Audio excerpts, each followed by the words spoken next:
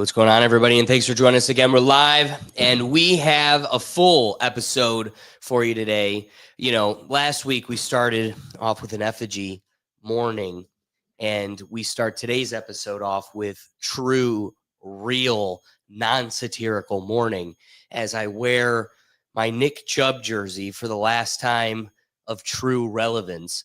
Here in Cleveland, it's a hard day to be suffering in our brown and orange, but we wear it with pride because this is probably one of the greatest running backs I've been able to experience on our team. And, you know, $2 million, Doug, I got to say, isn't a whole lot, but he was making $12 million a year with us the last three. It's just a shame that like one injury can just shift. Well, true. But again, he persevered through one, and yeah, it had an impact, but again, neither here nor there. We're thankful, and a good guy's getting paid. Wish it was from us. That being said, we have a full episode for you with the Skinny Crew. Today, we're going to be talking first about EA Sports. They've had a chokehold on football video games, specifically the NFL. And, you know, as a production company in the video game world, they have taken a lot of criticism, rightfully so, wrongfully so. They just don't seem to deliver on the product, and their contract on the monopoly of NFL football games with Madden is coming up. And so people are suggesting that people shouldn't buy Madden so that way the next one can really thrive. But then we're going to be following that topic up with a pretty great one, perfect for kicking off a June that is prideful only towards patriotism, if anything. But the Supreme Court sides with a straight Ohio woman who claimed workplace discrimination. Whoop. And we were going to end the game up with a game I like to call Down the Wike-Hole. It's going to be a fun one, but we're going to save that for next week when we have the full studio and everybody's back. So we're going to be closing the episode out today with a funny one. Teens are aura farming now. Here's why it's not as chill as it looks. That being said, I want to get excited for our good friend Silent joining us in the Pickle Gallery. And on the keys, as always, glad to have him at the helm, Dougie Fresh. How you doing, Doug? Just dandy, my friend. I love it. Let's kick off the episode.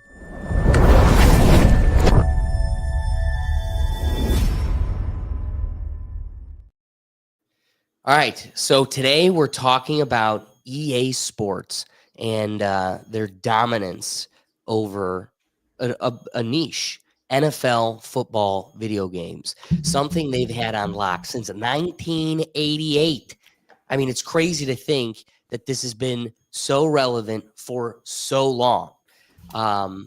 So that being said, let's get to those games used to be so simple too. Right? My God. Look at it. Look how it started. So the fall of EA Sports and the Madden revolt. All right, folks, gather around because today we're talking about something that used to be a sacred piece of the gaming world.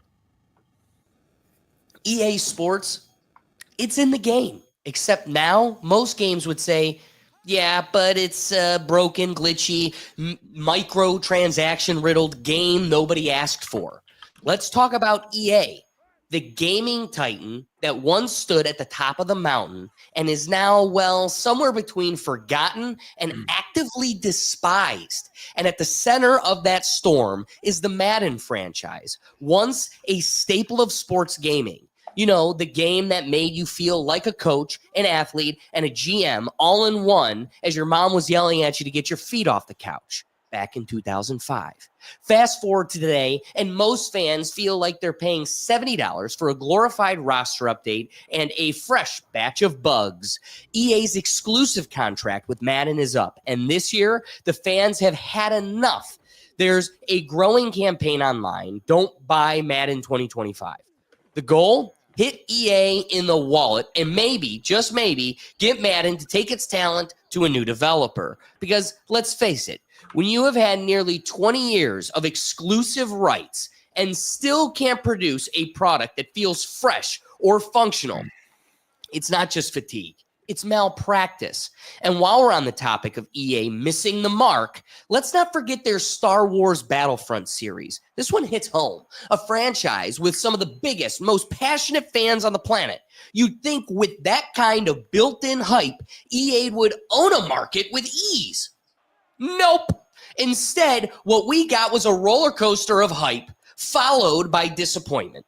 The first Battlefront reboot launched with stunning visuals, but felt bare bones and repetitive. The sequel with Battlefront 2 should have been their redemption story. Instead, it became infamous for its aggressive loot box system and pay-to-win mechanics, practically forcing players to fork over extra cash just to stay competitive, trapping players under endless microtransactions and a progression system so grindy it turned players off faster than Jabba the Hutt's bathhouse attendant. The backlash was so severe that EA had to completely overhaul the progression system months after release just to calm the storm. And now, years later, the series feels like it never fully recovered to its potential. And when I say years later, I mean years later. That installment was in 2017. The world is blaming EA for the fact that almost a decade later, the closest we've gotten to a Battlefront 3 is a 2-month-long Fortnite chapter update that broke everyone's heart when it just recently ended this past week. Players have long complained about the copy-paste nature of yearly releases, with the focus of monetized modes like Ultimate Team over actual gameplay innovation, and the overall sense that EA doesn't care about the player base, just the bottom line. And honestly, they may be right. So now the question is this: could this be the end of EA's iron grip on football gaming? And more importantly, if the contract changes hands, who should take the reins? We're diving into all of that today, from the fans' revolt to what a post-EA Madden world could look like. So stick around, because if you're ever thrown a controller because EA just lets you down, and your quarterback ran backwards into a sack because of Madden, this one's for you. So I got to bring in Silent just to get an idea here. Silent, are you a big Madden guy? I've never played the Madden games. I've played the FIFA games before. And that's another one. So talk about a franchise that is copy-paste the same thing, Yep. and all people are forking over handfuls of cash for is just an update of rosters. Yep, that's it. And now finally EA doesn't have a grip on that. It's called FC whatever now finally, and people seem to like the new format of the games, but a lot of people are still complaining that there's a lot of copyright stuff and licensing stuff that the FC haven't been able to basically nail down. And I think because of that, a lot of people are just so sick and tired of the game, because essentially it's the same game for the past like 20 years. The only thing they do is, like you said, update the roster, update the graphics. And people are just like completely boycotting it. Like the last FIFA game I bought was like 15 or 16. And I haven't bought them since, because they're exactly the same game every single year, just with updated rosters. And I feel so much better that I stopped playing this game and I stopped giving EA my money, because all it is pay to win. Like you said, it's exactly the same in FIFA, the same strategy. It's just pay to win. If you want to actually do the online, you have to pay. If you want to build your own squad, you have to pay. It's all pay to win. And basically, if you don't pay, the stock game from the box is really boring. It's the exact same game. And then it's like they charge you for extra DLC. They charge you to be able to play like different leagues. That sounds like every game now, though. That's the problem. That's what the market has become. Mm-hmm. And it's all now, just like, microtransactions. Dude, remember you used to buy a game, or you get a game on Christmas. You just put it in, you start playing it right away. Well, now you got all those downloads you got to do, and then you're never getting a finished game. There's always the updates. There's always the new map, the DLC stuff you mentioned. Like, it's terrible now. It's endless, exactly. And I think that's the issue is because these are publicly traded companies, they have to maximize profit for shareholders. And this is the way they do it. they're basically copy and pasting the same game, and everybody is eating it up because there's enough of an audience and there's enough nostalgia that they know they're going to make enough money from microtransactions. The problem is, though, they're killing their fan base, and I don't 100%. think they're aware of that. And that's why, an entire fan base can unify itself to revolt against a producer. I mean, since when have you ever cared about the branding logo that comes before your game? Like, as long as Halo plays like Halo, it doesn't have to be Unisoft or whatever it is. It's like, I really don't care. Epic Games doesn't need to come up before Fortnite as long as that shit continues to play like Fortnite. But when it changes hands, like look at Call of Duty. The second they split into two different companies, you can feel the difference. And guess what? None of it plays like the games before the split. The newest one, absolute trash. We've talked about it on the show. The slide shooting crap. Oh, that game was crap. I hated it. And I usually love Call of Duty games too. They lost me. Me too. They lost me as well, especially if they're charging so much money for it every single year and it's just the same game over and over again. That's why I just did the Game Pass, tried it out. I go, all right, we'll see if I really want to even pay for this game. Did the Game Pass, tried it out. I go, so glad I didn't pay all that money for this game. Right? Yeah. Game Pass is where it's at for sure. And again, I get excited because there is such a movement around this. One of the clips as we were talking here, I'm getting set up, is this kid on TikTok, JC Collins. I apologize. There's a little bit of vulgarity, but it comes in with such passion that it really meets it's the consensus anymore. Like I had a friend when I was in law school come and visit me, and it was like Madden 2019, Madden 2020. And I'm talking a grown man, because again, in law school, everybody's coming in at different ages. This dude past his mid-30s, and he is giving so many hours to Madden. And you know what? Like, as somebody that likes playing Fortnite, and it's like, there's an addiction there. I can't get enough dubs. I can see how that gets you sucked in a tunnel. This like digital, how last week we talked about Labubus and the Pokemon cards and everything else. They're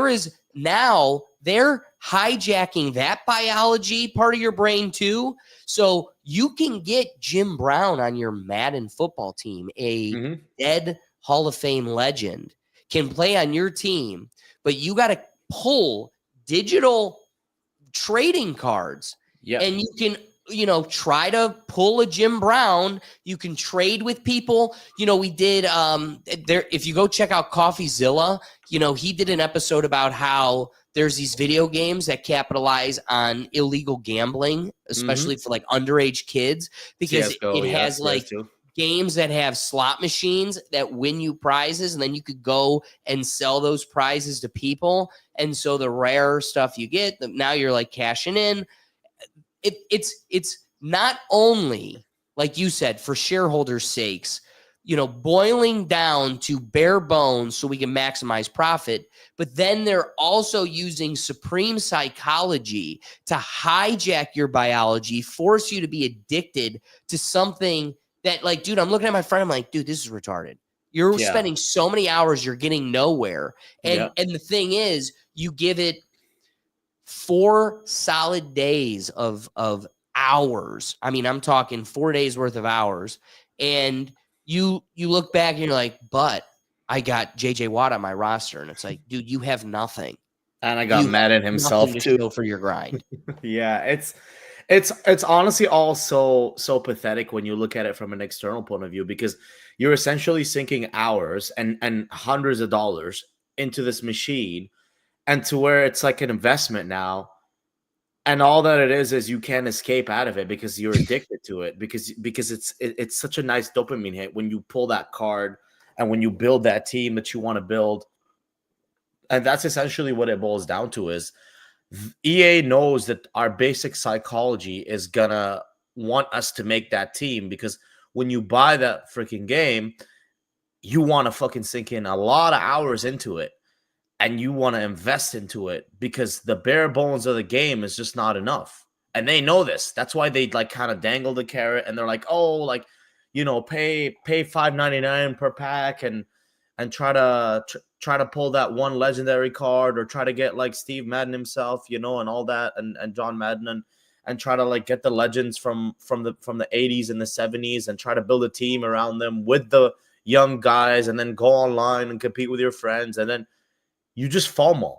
It's like you said, it's basic psychology, right? And EA knows this, and they tap into it, and they exploit it, and it is down up to us really not to fall for it, because if you do, EA's basically got you by the balls. Right. Like you're not moving anywhere. They once they have that credit card, it's game over.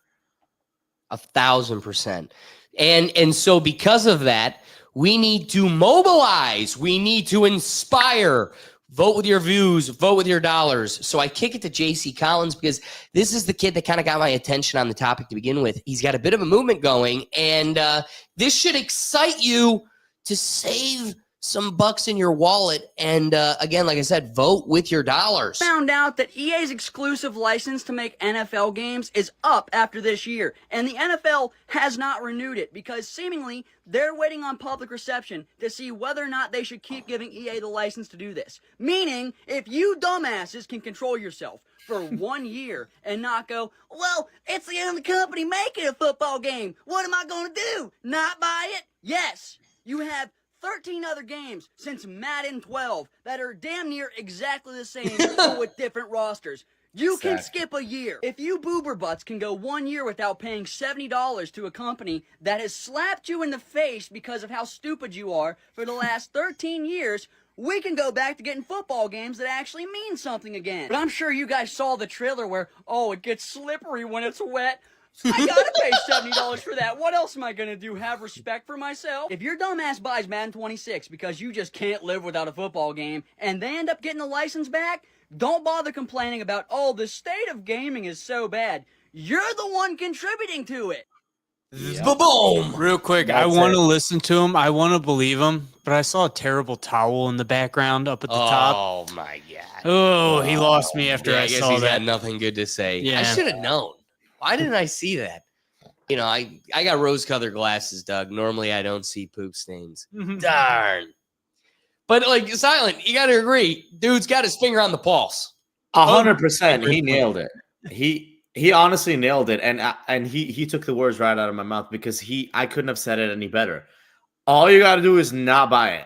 It's $70, $100. Like, stop buying it. Just stop giving EA your money for a year. That's it. Let them get their shit together. Let them figure out a game where it actually becomes enticing and it actually becomes enjoyable for you.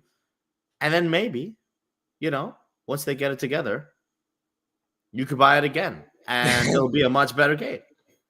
Well, they're gonna try. That's for sure. Mm-hmm. So let's kind of bring this to our closing half of the topic here. So in a world where we do mobilize the public, they stand for something, make their voice heard, the NFL sits back and looks at a flop of a season. Nobody buys Madden, and therefore they do not renew their contract, and Madden looks for a new home. If the NFL does not renew its exclusive contract with EA Sports for the Madden NFL series, speculation about potential alternatives centers on a few key players in the gaming industry, with 2K Sports being the most prominent mentioned candidate. Here's a breakdown of the speculation and sentiment based on the available information. Primary candidate being 2K Sports. Why 2K? 2K Sports, owned by Take-Two Interactive, has a strong history with NFL licensed games, particularly the NFL 2K series, which ran from 1999 to 2004. The last title, ESPN NFL 2K5, was critically acclaimed for its gameplay, innovation, and affordability, priced at $20 compared to Madden's $50 at the time, making it a fan favorite. Many fans and commentators believe 2K could revive the NFL 2K series and provide a competitive alternative to Madden. Current NFL relationships, looking at 2K already has a non-exclusive deal with the NFL for non-simulation football games, as evidenced by their 2020 agreement and the release of the NFL Playmakers, a free-to-play mobile card collecting game in April 2024. This existing relationship could position 2K to negotiate for simulation rights if the NFL opens that license. The fan sentiment is clear. There's significant fan support for 2K to take over or at least compete with EA. Posts on X and Reddit threads express frustration with EA's monopoly and nostalgia for NFL 2K, with users citing its superior gameplay and innovation. For example, some of the people out here are saying they're urging fans to boycott, as we have suggested, pressuring the NFL to end its exclusive deal with EA Sports, hoping that would allow companies like 2K to enter the market. But when you take the industry perspective, sources suggest that if the NFL were to end its exclusivity, 2K could relaunch a simulation football game, leveraging their experience and the NFL's apparent openness to diversifying partnerships as soon as with their media rights, as seen through their media rights deals. But with that being said, they show it in all other realms with their beer choices and advertisers. There is an exclusivity is only harboring complacency. Other potential developers, while 2K is the most frequently mentioned, other developers are less explicitly named, but could be considered based on industry trends and capabilities. Independent studios or new entrants. Some speculate that the NFL could follow the model Disney used with Star Wars, licensing the NFL IP to multiple developers, including smaller studios or new players. This could foster innovation, similar to how Respawn Entertainment revitalized Star Wars games under EA. However, no specific studios are named in this context. Microsoft or Sony would be great considerations. There's historical precedent for Microsoft with NFL Fever and Sony with NFL Game Day producing NFL games in the early 2000s. While not currently active in this space, their resources and interest in gaming exclusivity could make them dark horse candidates if the NFL opens the licensing consideration. Other major publishers, we could look at companies like Ubisoft or Activision, or less frequently mentioned, but could be theoretically enter through the fray if the NFL license becomes non-exclusive. However, their lack of recent football gaming experience makes them less likely candidates in the current speculation space. So we need to keep in mind that there's going to be a high entry cost. Developing an NFL simulation game requires significant investment, estimated at over $150 million due to just licensing fees, player and stadium scanning, and development time. This could deter smaller studios or new entrants. NFL preference and for exclusivity, while despite fan desires for competition, the NFL has historically favored exclusive deals for control and profitability, as seen with EA since 2004. Even if EA loses the license, the NFL might select another exclusive partner rather than open the market. EA's dominance also holds true here. EA's established infrastructure, including art assets and technology, gives it an edge over competitors who would need years to match Madden's level of detail. And, where does it currently sit with its status and speculative outlook? The current EA NFL contract, renewed in 2020 for $1.5 billion, expires after 2025 season, with an option to extend to 2026 if revenue targets are met. Don't buy the damn game. Negotiations for an extension are ongoing, with EA expressing confidence in retaining exclusivity. However, the NFL's delays in finalizing a deal and concerns about Madden's public reception have fueled speculation that they might consider alternatives or a non-exclusive model.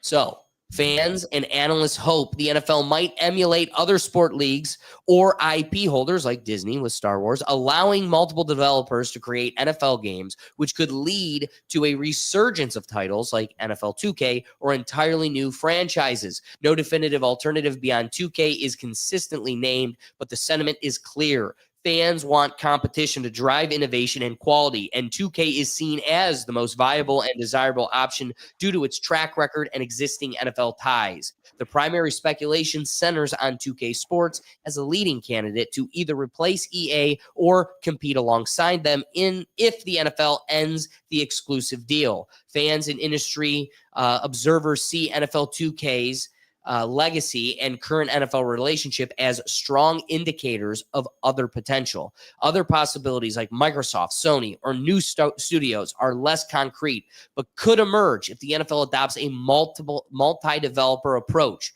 Please, NFL. However, the NFL's preference for lucrative exclusive deals and EA's entrenched position makes a shift to 2K or others uncertain without significant fan pressure or strategic pivot by the NFL. Ergo, hold your ground, lock your wallet, don't buy the game. Threw a lot at you, Silent. Do you think they can do it?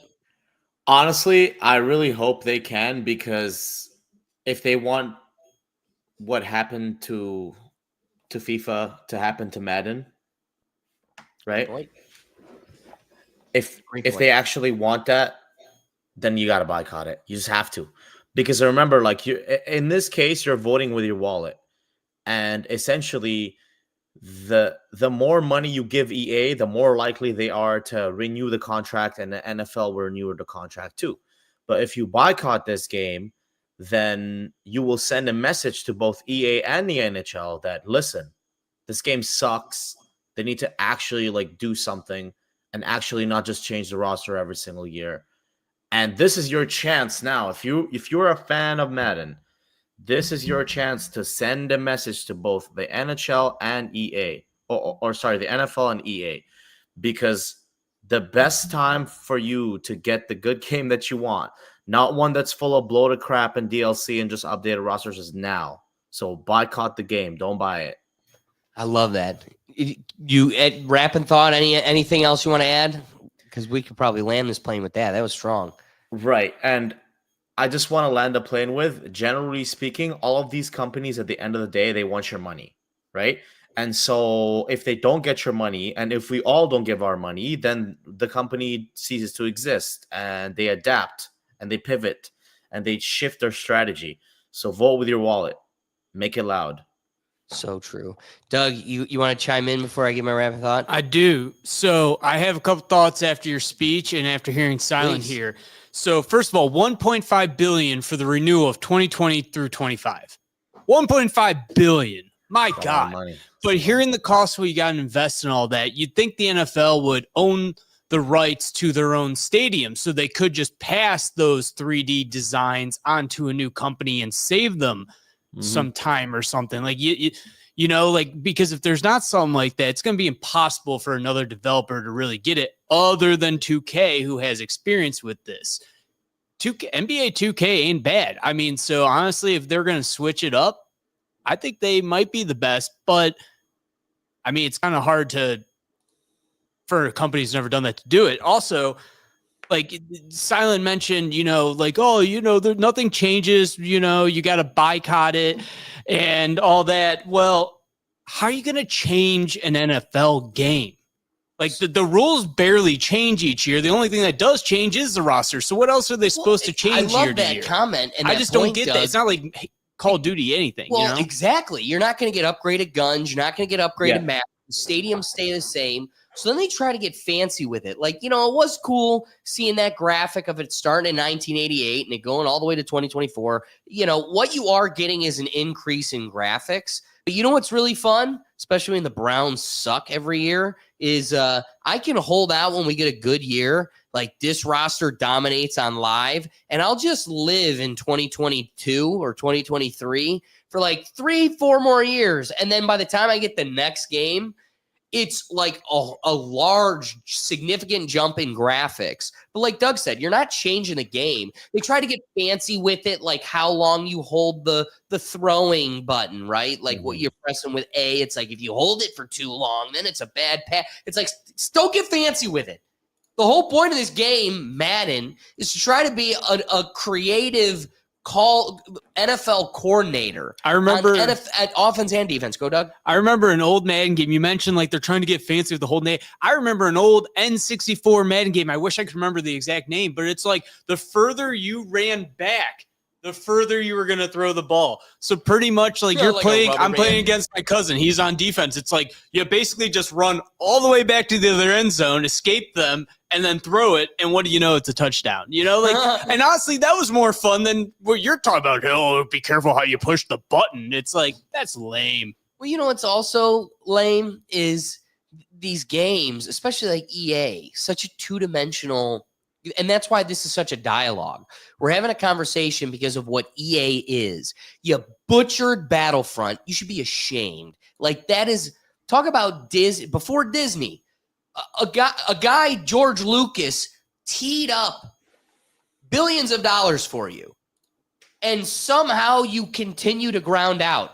It's T-ball, dude. Oh, dude, How are you striking out in T-ball? Dude, the original Battlefield games or Battlefront games, the first two on like, I have them on my Xbox at home. They were awesome. Right. And then somehow they take some that was already developed by the same name and screw it up. I mean, think about this, Doug. You've got a series of 14-year-olds that only know they like started off. They turned on in this simulation we call life. They turned on and Battlefront stunk and was already out. So they've lived the whole life with no new Battlefronts. And then they get a Fortnite 2-month chapter. And all of Reddit and TikTok and Twitter is like, this is Battlefront 3. It's like, that's what it took. That's what it took, was them contracting with a temporal developer. Dude, we only had it for 2 months. They should make like a battle royale Battlefront, because how could they F that up? You should have played the Fortnite. It was so fun. And again, it just like when they brought back OG and then they got away from that a bit. It's like those were your highest activity chapters. Maybe take note, listen to the audience, but they do well. I'm not gonna complain about that. But you know, Doug brought up EA's reported $1.5 billion licensing deal to Madden /NFL, spans multiple years, split among several parties, including the NFL, the NFL Players Association, and individual player image rights via one-team player partners. So while the value is at $1.5 billion over 5 years, that's roughly about $300 million per year, split between the different entities. What's the estimated NFL take? Because Doug was like, that's a lot. And then I'm sitting here going like, well, then what are they bringing in? Because it's got to be more than that, especially when we're talking about, dude, the NFL, football, like the American market. All billionaires already. Industry analysis and reports estimate the NFL itself may take 40 to 50% of total licensing revenue from EA. This would mean the NFL revenue from Madden licensing, $600 to $750 million over 5 years, equals about 120 to 150 million per year. This is only a small fraction of the NFL's total revenue, which was around 18 to 20 billion annually as of 2023 to 2024. So the Madden licensing money, while huge in absolute terms, is less than 1% of the league's total revenue. Wild. So, you know, Doug, you raised some interesting points. Silent, I think my point kind of closes out with exactly where you left it, which is seize your purchasing power. Like, you have the ability to guide the tide of the market. And the question you need to ask yourself is, are you one to seize it? It amazes me the amount of people that will complain about EA, that will complain about the generic refurbishing of Madden each year, and then be the first one in line to get it. And that goes alongside with our Labubu dialogue that we had last week. I mean, Silent really said something that resonated with me last week when he said, there are still people waiting in line for the new iPhone. And like, that seems like a one-off comment. That's a huge comment. To me, I feel like there's a lot of weight in that comment because this isn't the first iPhone. As, you know, a lucky son of a bitch that had the first iPhone, like Legit, that dude. made sense because there was a huge fight for this. The whole world wanted the next step in human evolution. And then, you know, iPhone 2, it slowly pittered to the point where now we're at that. It's like a car. It's like, it's just the next version of something that's been a part of our existence now for well over 2 decades. Nothing that special. You know what the difference is, though, Alex? Great point. Great comparison with the cell phone. But you know what the difference is? Compared to the Madden games, there are competitors now to the Apple iPhone. Yeah. They were the first smartphone. There are competitors now. There is no competitor to Madden, though. Right. And you know what? Great point, Doug. And if anything, I guess then the takeaway is it's a shame that the NFL sees stronger profit and power in isolating a monopoly than opening it to competition. And that's where we step in. If you make them feel it this year, they'll have no choice but to at least give it a try for a year. Aren't there monopoly laws too? Like Fortnite is somehow free for everybody to play. They're also the only game like that that's the most popular, but they're still making money. There's still other games with the battle royale concept. How can no one? I guess because the NFL owns it. No, but really, that's exactly it. It's licensing. It's different than like sales. It's different than free market greedy trading bastards. of goods. This is licensing, which again, what is a license but a contractual permission to use something? So like I have full and sole control over who I give a license to. Sounds like a monopoly. Like the license literally is an exclamation of full and total control. So yeah, I close my little diatribe off with listen to Silent, listen to the powers that be, J.C. Collins, sit out for 1 year and be surprised, like happily surprised at how you can actually have influence. Like, and don't just sit back and do it. Be a part of the movement. You see a J.C. Collins screaming from the top of his lungs on Twitter, retweet it, post this stuff, share the folks, because, you know, that's how this stuff gets done. Doug, I flip it to you. Any wrapping thoughts? No, I mean, I feel like we did a great job on this one. We covered all sides. I mean, I don't get how you can update a game, an NFL game. So I don't get that complaint. I'm not in on that, actually. I don't get that complaint. Because there's nothing you can update. Right. What do you expect? So in the thick of, or the wake and mourning of the end of and non-existence of Pride Month, what better topic than to discuss how the Supreme Court sides with a straight Ohio woman who claimed workplace discrimination. Finally, in the wake of what is a woman and am I racist, the world is finally finding a little bit sense. Still not common, but it's showing up enough to be a little bit more common. The woman we're discussing here, her name is Marlene Ames. A unanimous Supreme Court sided with an Ohio woman who claimed she was discriminated at work because she is straight. The Sixth Circuit Court of Appeals had previously sided with her employer, the Ohio Department of Youth Services. At issue in the case was a legal standard used by some federal circuit courts that impose a higher bar to prove discrimination on people who are heterosexual, white, and or male, rather than on minorities. Congress left no room for courts to impose special requirements on majority group plaintiffs alone. Justice Ketanji Brown Jackson, one of the court's 3 liberals, wrote in the unanimous opinion.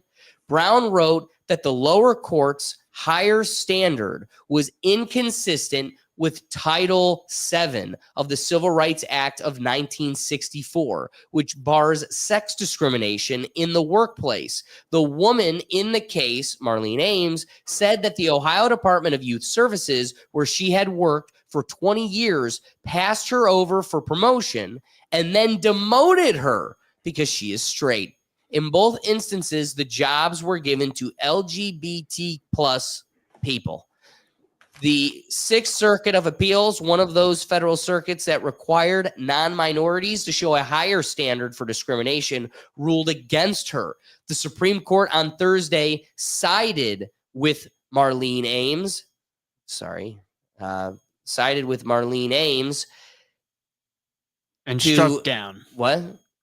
And struck down Now, that higher standard. Yes. And now Ames gets another chance to make her case to the lower court with now the lower standard to prove discrimination.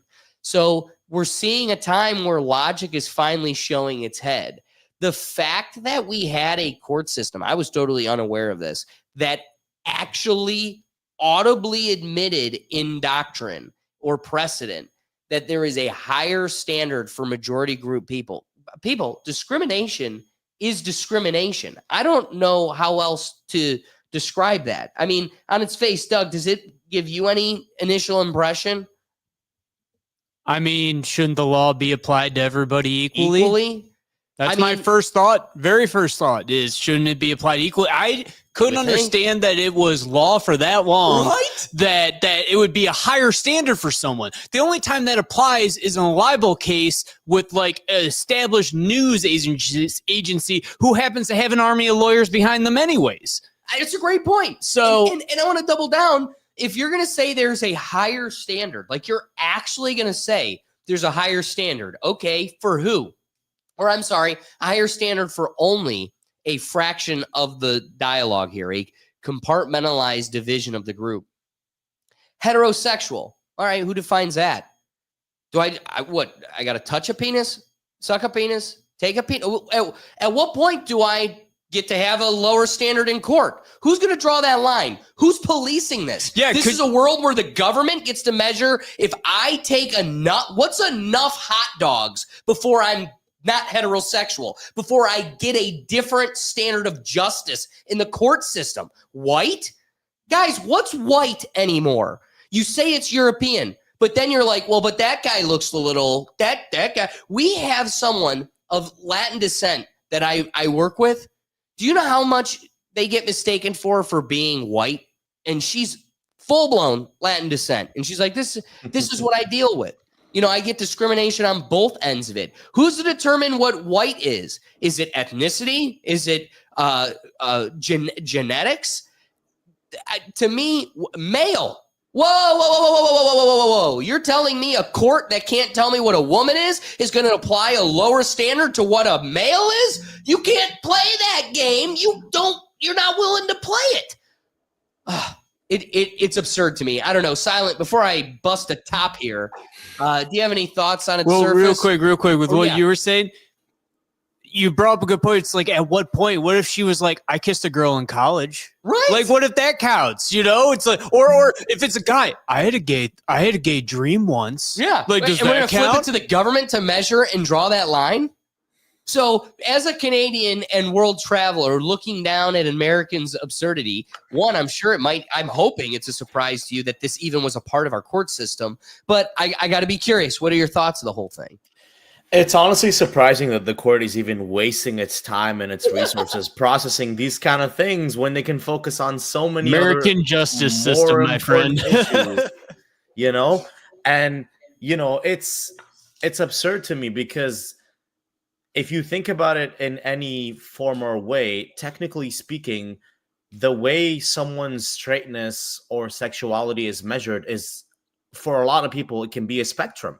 You know, like, who is the law or who is the judge or what is the government to decide that, oh, okay, well, today she's a straight woman, but, you know, yesterday she was in the closet kissing Tiffany at the cooler room, you know, in the office. And it's like, how do you determine or what determines how someone can be what they say they are, and then if they're that, are they actually that, or are they just saying that to fit something, right?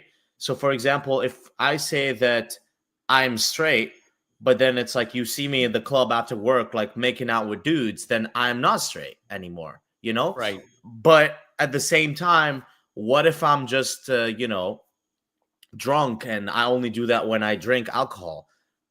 What's to stop the law from saying, oh, okay, I'm I'm straight, or who gets to decide what or when someone's sexuality is like final? Because for a lot of people it is final, but for a lot of people it isn't. And so I think having a law that determines what kind of sexuality you have is just absurd. And the government should not be interfering with nobody's business of what they do behind closed doors or what they do in public. Because at the end of the day, if you're going to be discriminated against, whether you're, black, white, mixed, straight, gay, bi, whatever, it all boils down to the one thing, and that is, regardless of whatever or whoever is being discriminated against you, at the end of the day, it is up to you whether you want to decide to do something about it legally, or if you just want to walk away from the whole situation. And for most people, the latter is the choice, because it's like, if you don't want to give me a promotion because I'm straight and my boss is gay and I have to do something where I step out of my comfort zone in order to get the promotion, then do you even want to work there? Like, does that even make any sense to work in such kind of hostile, toxic workplace? Probably not for most people. That's perfectly said. I got to ask you, have you seen the absurdity of Katy Perry's new world tour? It's just like flopping. No one's going to it. It just Because looks of like trash. the trip around the earth, man. That's why. Well, sure. No, I mean, most of the tour has only been domestic right now. And again, it's not selling its tickets. The set and everything just looks terrible. It's getting ripped online. But I bring up the tour because I don't know if you heard her new song. She's debuting it on the tour, but she's singing, "I kissed a girl and I kept my rights and liberties." Okay.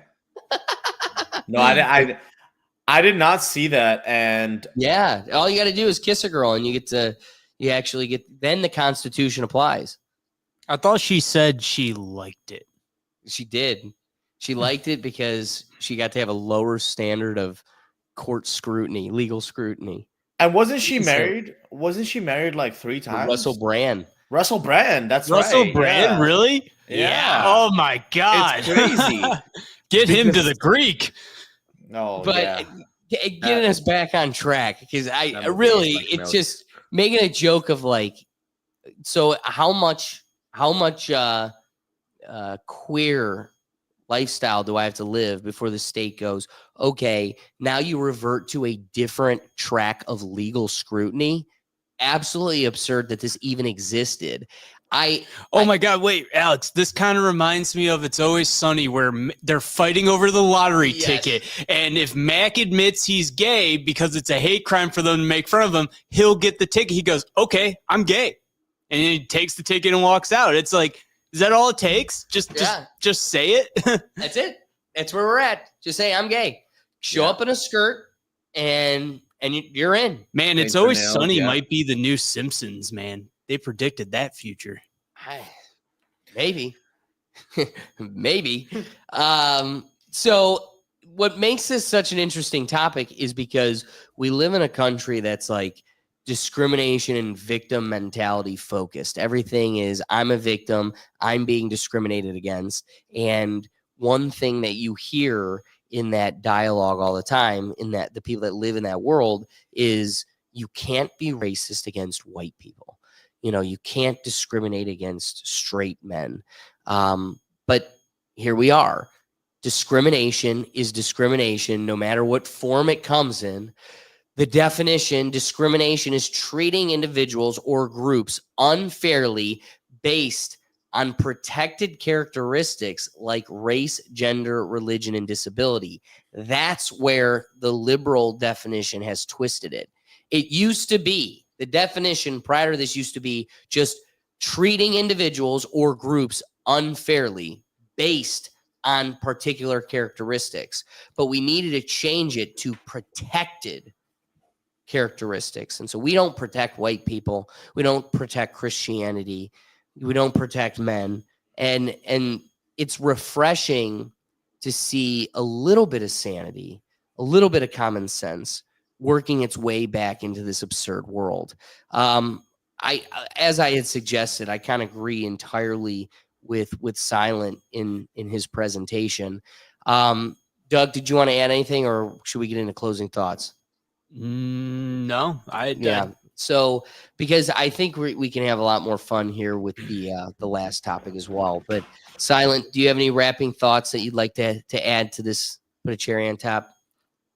At the end of the day, all of this does is it creates a very slippery slope for people, and the government should not interfere and or decide who gets to be discriminated against or who doesn't, especially in the workplace. That should be up to you and your employer, because if that's not the case, then the government's just going to continue to interfere and continue to move the goalposts. And I don't think that's going to be ended up like well for most citizens, because the government can just at whim decide whether you get your rights or not. And if you don't fit the box, right? If you don't fit the definitions of the law or of what the government determines their own definition is, then you're kind of cooked. Boy. And again, you don't want to mess with that type of authority. When Silent says, like, when they decide, when the entity, the government decides, you're kind of cooked. There needs to be an emphasis on the level you're cooked. I just recently heard a dialogue about how, like, people talk about how money is power. No. Money isn't power. Money can influence power. Power is power. And there's like the perfect metaphor is with money, I can like buy I influence, I could change this room, and the president or whoever could be sitting there much poorer with much less power or money, much less influence, and instantly take it away by just the influence of power, the guns moving in and taking you or influencing the room or the power. So again, power dynamics are influenced by power more than money. Money at best can just influence that. So keeping along the lines of this like world of discrimination, it was an absolute shocker to me that this was actually a part of our legal system. Like, I thought it was kind of in practice, but just hasn't been challenged yet. And it was just going to take a Miss Ames to come around and actually challenge it and humble the system. Little did I know it was actually a fabric of the system. But fortunately, sanity is reigning true in this turn of the era. A unanimous Supreme Court decision, even too, three right? liberals saying, hey, we have to rule this way. Why? Not because we don't stand with our allies, and not because we don't stand against the or stand for the persecuted.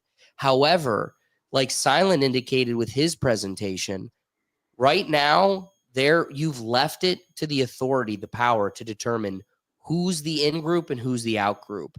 And right now, some would say, some would disagree, that power, that influence is on the right side of history.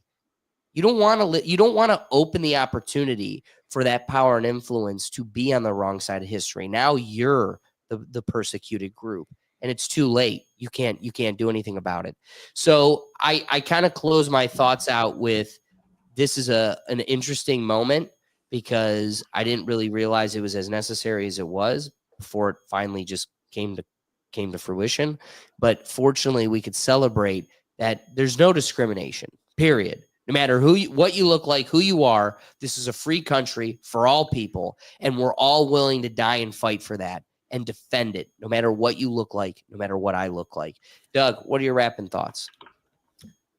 Just, I'm surprised that was actually in the law, that there's a higher standard for a certain set of people after all the laws that we have to, expect that not to be a thing. I'm actually surprised that was a thing. It's so sad. It's so sad that it is a thing. All right, let's get to our last final fun topic here. This one really interests me. Teens are aura farming now Here's why it's not as chill as it looks. When you're a tween, nothing's more humiliating than being caught trying. These days, some teens spend hours crafting the perfect aura. They are choosing just the right images for their Instagram photo dumps, agonizing over which sneakers give off the perfect aesthetic, and re-recording a TikTok video until the lip sync is seamless. The goal of all of this is curation, to enhance their image, perceived vibe, or overall cool factor, also known as their aura. The slang term aura farming builds on that idea. It's an often subconscious attempt to cultivate an online and offline identity that projects a certain type of cool. At first glance, aura farming might seem like a joke, and for many kids it is, but under the humor is a deeper reality. Today's youth is learning to navigate identity in a culture where being seen means being judged. What is aura farming? Aura farming is a term that's appeared on TikTok over the past few years. It's often used to describe the exhausting ritual of aligning yourself with the desired aesthetic. While it might seem like it's just another way to gain followers, it's more about projecting a certain sense of self. Think not trying to be an influencer, but trying to look like someone who could be one. In this context, the word aura refers to the visual and emotional impression someone gives off. That can be done through their clothes, the products they use, their social media presence, and their friendships. The term farming in this context originates from gaming, where the players repeat a task to level up. It's not just about posting their aura. Aura farming is especially popular among teens and Gen Alpha who aren't necessarily active on social media, but consume it constantly. They're absorbing the aesthetic and self-presentation cues of older creators and mirroring them in real life. When aura farming becomes a problem, here's the strange thing about it. When it becomes obvious that you're trying, it's already over. Or as tweens put it, by then you've lost aura points. Kids today are expected to care, but not too much. You can post a curated photo, but only if you're pretending it's random. And you definitely can't call attention to your own aura. Someone else has to notice it for you. Not only do kids poke fun at those who are obviously aura farming, but there's even a viral meme where teens pretend to aura farm. The satirical bit involves dropping a piece of paper and acting like the person who picks it up for them is actually asking for their autograph. One teacher even posted a TikTok warning others about the phenomenon. Don't fall for it, avoid it, and for once, don't be the nice teacher or person. If a kid drops a paper in front of you, leave it. Trust me. Like, what? What does this mean for parents? By the time most teens are using the term aura farming, it's often with a heavy dose of irony. It's a way to call out peers for trying too hard to present a too polished version of themselves while also protecting themselves from scrutiny. But behind the sarcasm is the uncomfortable truth. Today's kids are hyper aware of how they're perceived. It shows just how deeply performance has seeped into their social lives. Whether they're aura farming sincerely or mocking the concept, the simple fact that image feels this important, this early, is worth paying attention to. First, don't underestimate your kids. Just because they're ironic doesn't mean they're immune to insecurity. Start conversations that go beyond whether their vibe is real and focus instead on how it feels to keep up. Let them know it's okay to try and that effort doesn't have to be embarrassing.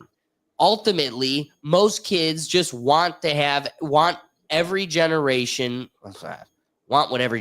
has wanted, to be liked for who they are, not just a version of themselves that they can put together in CapCut. So it's a sad reality that we live in, that these kids are hyper focused on their image, their I miss Ricky. Why do you miss Ricky, Doug? Because I miss my boy. I wish we were outside, but we're inside. You know what's the truth? Doug just is missing Mad Aura right now. But Ricky has a great aura around him. What can I say? And you know what makes Ricky fly as fuck? Because he didn't have to say it. Doug exclaimed his aura for him. You picking up on what the kids are dropping here? Look at the aura. Oh, man. Bringing Silent back in with the Mad Aura. How you doing, John Lennon? I thought you died. I had to come in and aura farm, so that I can get my aura farm points up, so that the Gen A's can rate my drip. But no, honestly, the aura farming meme is actually a very Gen A meme, and I fuck with it. I'm not gonna lie, I like it, and I'm gonna farm some more points right now. Shout out to all the Gen A's, man. And honestly, it's something that, like you guys said, it's a vibe that you just have to pick up from somebody, just from like being around them. Just like how Ricky has like the aura, right? We all know, like, we love Ricky. Shout out Ricky, and that's right. His aura is just great. Shout out to Alex. Shout out to Doug. Shout out to everybody, man. Shout out to everybody listening in the chat too. We're all just aura farming, the rethink aura. So that's what it is at the end of the day. So I like your comment. The meme is fun. It's a good thing that it's at least standing out to them. So as all generations do, they'll learn, adapt, adjust to ways to to become adverse to it. But that being said, it is completely entrenched in their culture. And while they may make jokes about it, it's something that is hyper inflating insecurity, right? Like, I had to be worried about, we had Abercrombie, and here's like a creepy Hollister, PBS American type Eagle. guy that's like, I've created a creepy clothing brand that is like the hottest thing. Trust me, I had nothing but Abercrombie, but this guy was audibly outspoken about, I make clothes for skinny people, period. No tubs are going to be squeezing into Abercrombie. That was like the guy's shtick. And it's kind of like when you look at the world of aura farming, I had to be worried about not fitting into cargo shorts made by Abercrombie. But I only had to worry about like my classroom's opinions. There's literally 15-year-old girls out there that are being commented by strangers across the world. One, gross. Yeah, real creepy there, man. Parents Weird, totally really need weird. to be. Oh, dude, do you more remember involved. our parents being like, you can't have a Facebook? Or at least my parents were like, you can't have a Facebook, and then I just made one, never told them for the longest time. It's like, where's that? Like, now everyone's got a TikTok and Instagram, a Facebook, or whatever now. Right, and it gets back to conversations we've had prior on the Rethink Tank, where you want to try to police better youth in social media, youth in public conversation spaces, whatever. But you really can't make, without it being plugged into your fingerprint, your social, like, you really can't police it. And even then, you're going to have parents that are putting in their info and then handing the iPad off to the kid. So they're inevitably in this space. And so you're seeing, for better or for worse, the ways in which they're transcending the insecurity. But then you're also seeing how the insecurity itself, the insecurity monster, is like stronger than it's ever been, I think, for any generation. Just getting prepared for today's episode, I'm looking at TikToks. I come across this one. Immediately, no. I'm telling you right now, I seen what I needed to see. So, okay, the audio's goofy, silly. Read it. Okay, so the thing says, when you're trying to get cute pics and your mom does the crouch and zoom combo. Like, there are all these rules to even how to take a picture. So Doug had to jump in with he seconds it. He was there. I had the iPhone 1. Do you know we were amongst the duck faces that invented a selfie? The selfie did not exist before that device existed. So now this new whole thing. It was all mirror pics back in the day, man. Right, yeah. With a digital Think about camera, that. yeah, a Sony Cybershot. You guys remember the Sony Cybershots? Crazy. All with Dude. the cameras. I feel old. Yeah. Razor phones. What was the big flip one that everybody had? Razor was the big one, man. No. There was a big like rectangular. Oh, the one. sidekick? You talk about the sidekick? Yeah, sidekick. Oh, the yeah, sidekick. Yeah. So again, this is the hot thing. And now, like, I'm the old person in this dialogue. I've been away from these social rules for too long for you to be teaching me where the angle needs to come from. In fact, like, so now they're making fun of mom. Mom, you don't do the crouch and zoom. You don't do the crouch and zoom. So now we got pictures I can't even post to Instagram because they're at the wrong angle and they're catching the wrong sides and it's going to mess with my aura. Mom, don't you know every photo on my Instagram comes down, zoomed out, comes down. It's like you're thinking about it way too much. Another thing that makes me a millennial. The Facebook angles like, too, man. That slows down my ability to truly impact the social media realm. Have you seen the TikToks of how millennials start a video versus how Gen Z starts a video, which is because we came from early Snapchat and early videos. When you would hit record, it takes a second. So here, tell me if you could spot the difference between a millennial video and a Gen Z video. This is what TikTok and the internet says the difference is.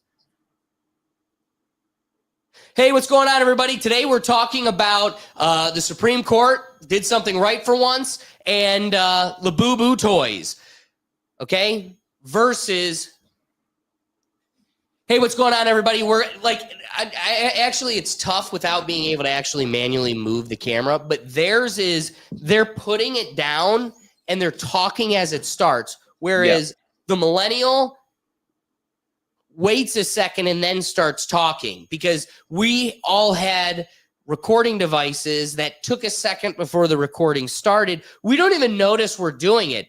We don't notice we're doing it. Gen Z, and then even more like Silent pointed out, Gen Alpha, they see it and they mock us. You don't even know you're being mocked for the way you're starting the first millisecond of your video. That's how particular and high scrutiny this like aura world is. I honestly thought aura farming, this is how old and like removed I am. I thought aura farming was like taking someone else's aura. Like I see Silent gets those glasses and it farming his aura. Right. That like Silent gets all these comments. Damn, Silent looks cool with those John Lennon shades. This is like when we and then I show up next week with them, and then my shirt's just a little bit more unbuttoned, and then I'm starting to grow a beard. It's like, dude, you are straight up farming Silent's aura. Turns out that's not even it. Just me just continuing to level up. My shade just keeps getting bigger, bigger, and bigger.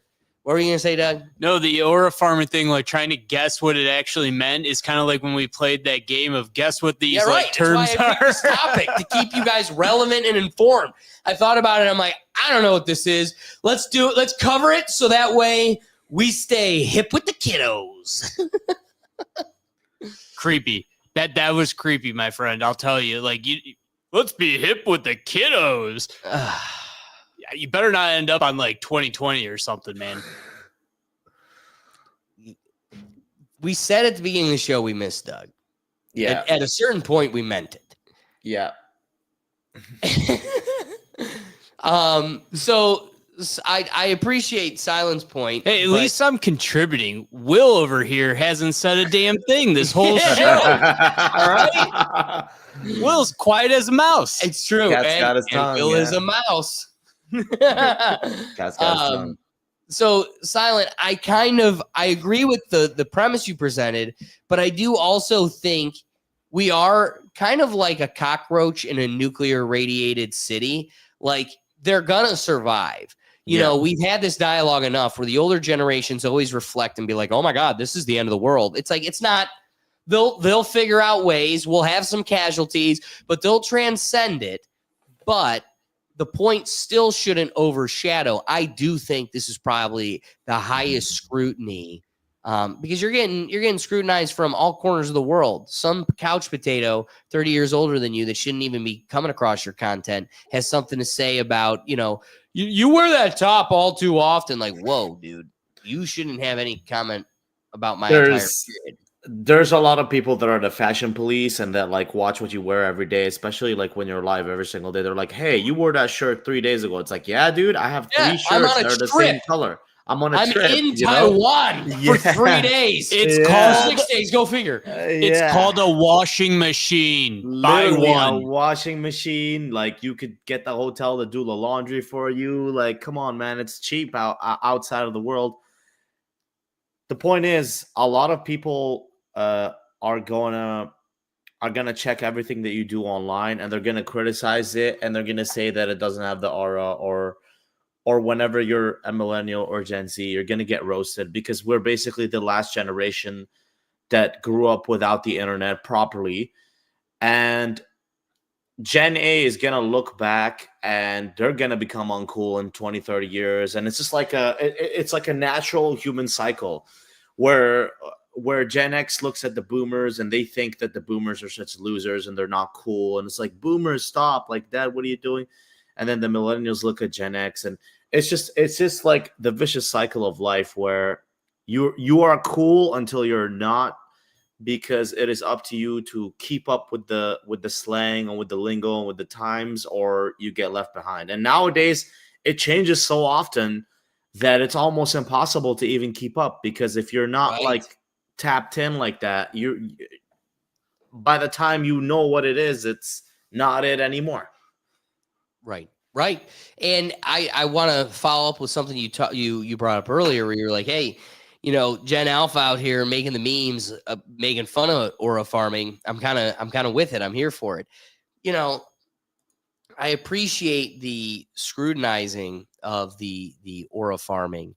But then on the flip side of it, we've all kind of experienced, right now it's at its highest, but there's always been generations of people faking who they really are to fit into what is cool at the time.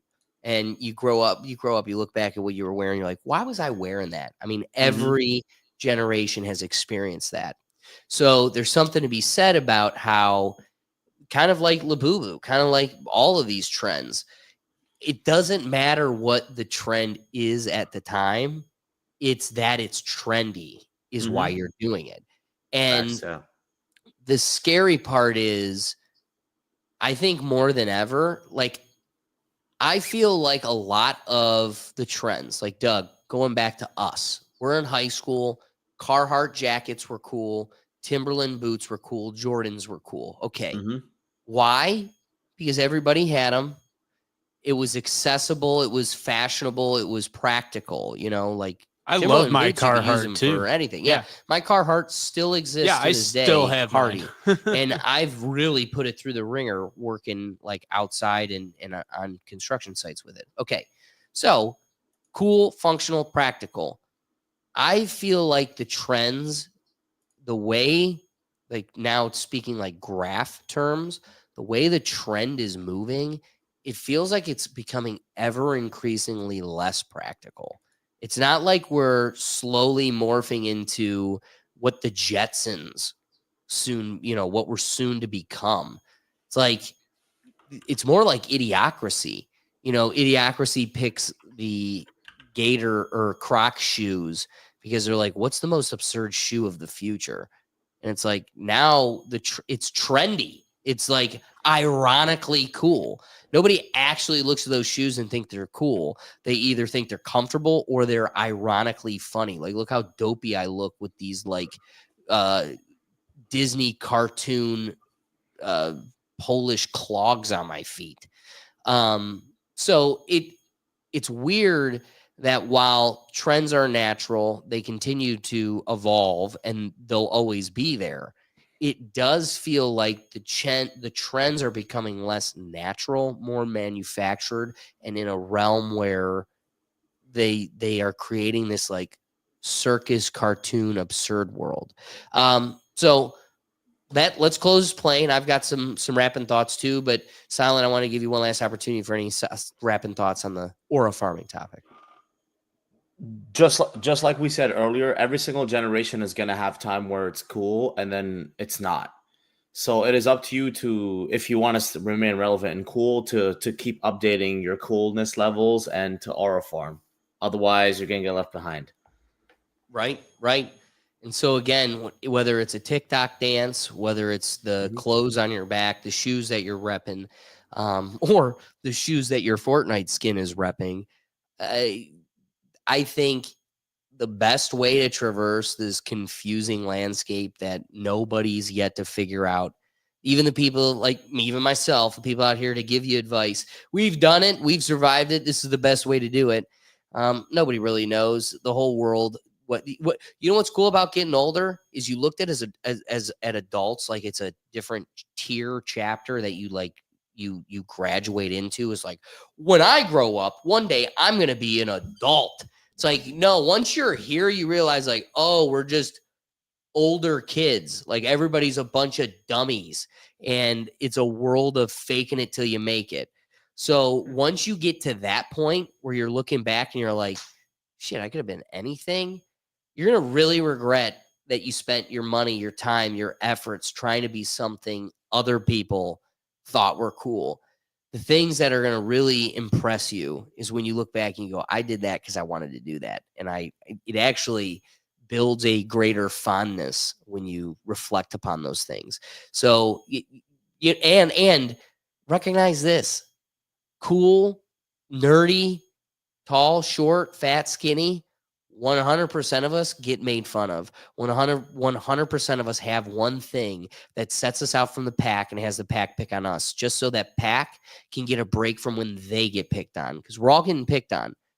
So when you know that, be whatever you want to be, do whatever you want to do, be true to yourself. And then when the pack turns on you that day and you're having a rough day because they're picking on your shoes, at least you're like, but they're my shoes. Because nothing's going to suck more than you getting made fun of for shoes that you're only wearing because everybody else in the 7th grade class are wearing those. Then you're like, man, shit, I think they're stupid too. So that's my wrapping piece. Doug, wrapping thoughts.